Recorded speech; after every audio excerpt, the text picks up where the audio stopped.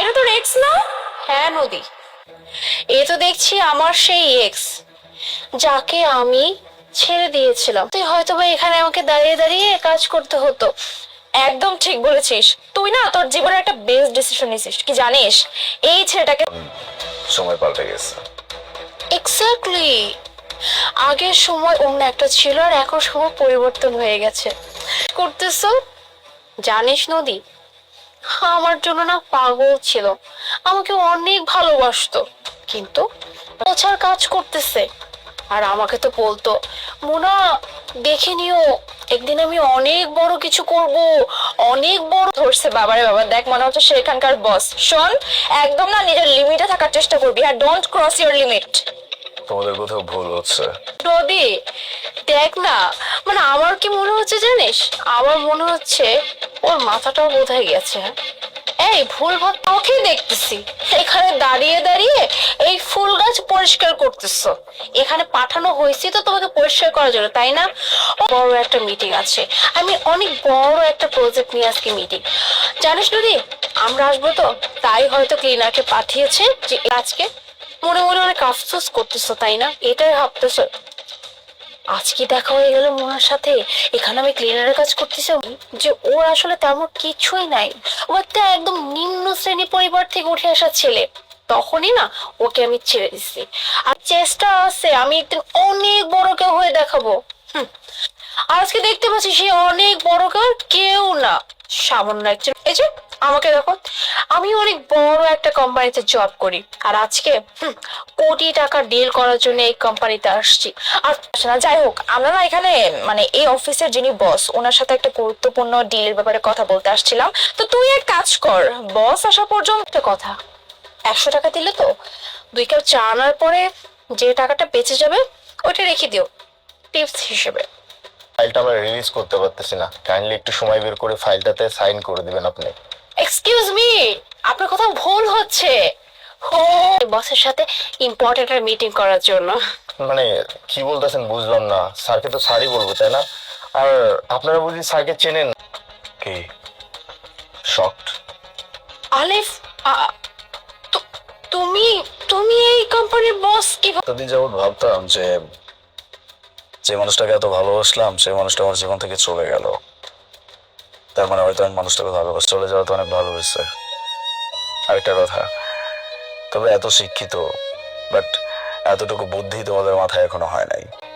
ওই যে আসছে না কিছু গোল্ডিকার টাইপ মেয়ে, তাদের মতো। আজকে কারো সাইকেল আছে তো তুমি তার সাইকেলের পিছনে উঠেছে, তুমি তার পাশে বসে যাবা, এটাই স্বাভাবিক। তোমাদের মতো মেয়েরা শুধুমাত্র কাপড়ের মতো বয়ফ্রেন্ড চেঞ্জ করতে পছন্দ করতে পারো। যেই কাজের জন্য এখানে আসছো, এত কিছুর পরেও তোমাদের কি মনে হয় যে সেই কাজটা তোমাদের হবে? নেভার। পরিচয় দিতে পারে না। আমি তোমাদেরকে মানুষ হিসেবে দেখছি না। আর এরকম মানুষ যদি কোনো কারণে আমার কোম্পানিতে আসে, যেহেতু আপনাদের কাজ হয় নাই, রিক্সা ভাড়া লেগে যাবে।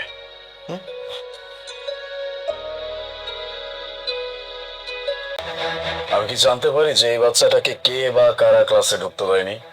ওকে ক্লাসে ঢুকতে দেওয়া যাবে না। কারণ কি? কি কারণে মানে? দাঁড়িয়ে বা বসে লেখাপড়া করে।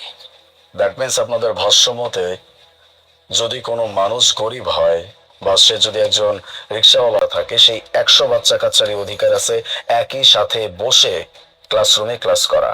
কিন্তু আপনারা তো এখানে ভেদাভেদ করছেন। কি বড় সাহস আপনাকে কে দিল? নদী, আপনি কি দারোয়ানকে বলে দেন না? হ্যাঁ, আমার রুমে যেন তেন লোক যেন যখন তখন চলে। এটা কি আপনি ঠিক করেছেন? কেন একজন কৃষক বাবা কি চিন্তা করতে পারে না যে সে তার মেয়েকে পড়াশোনা করিয়ে অনেক বড় একটা অবস্থানে নিয়ে যাবে? আর এই অধিকার থেকে বঞ্চিত করার অধিকার আপনাদের কাউকে দেওয়া হয় নাই।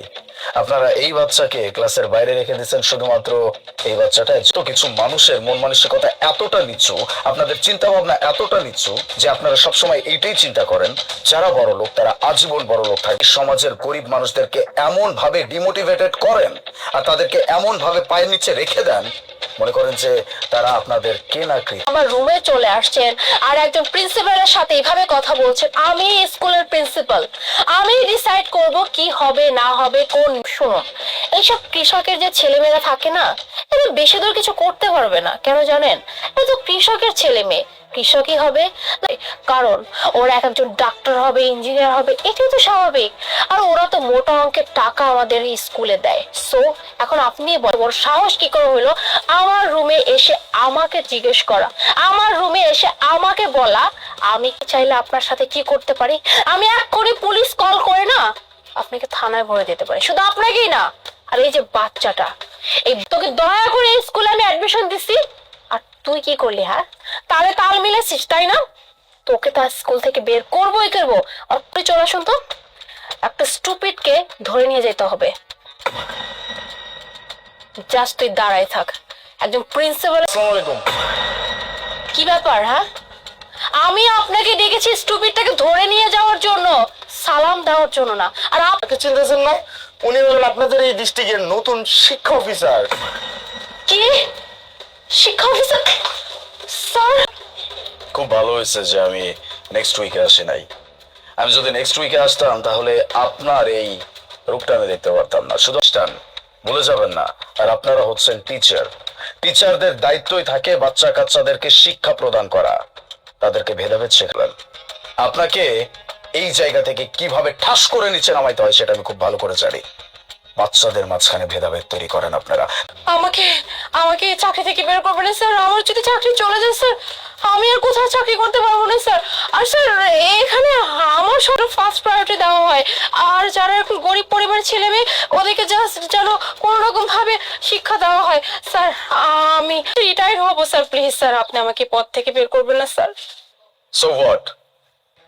আপনি এটার এগেনস্টে কোনো বিরোধিতা করেন নাই কেন? তা বেঠিকের স্বাদ কেন দিলেন? আপনি খুব ভালো করে জানেন কোনটা সঠিক কোনটা বেঠিক। আপনি বেঠিকের স্বাদ কেন দিলেন? আপনার উচিত ছিল কেউ যদি অন্যায় বলে থাকে সমান অপরাধী, আপনি সেটা করেছেন। আমি আপনাদেরকে ছেড়ে কথা বলবো না। আর আপনি আপনার দালালি বিজনেস অনেক দূর আগাবে, কেউ কিচ্ছু বলবে না।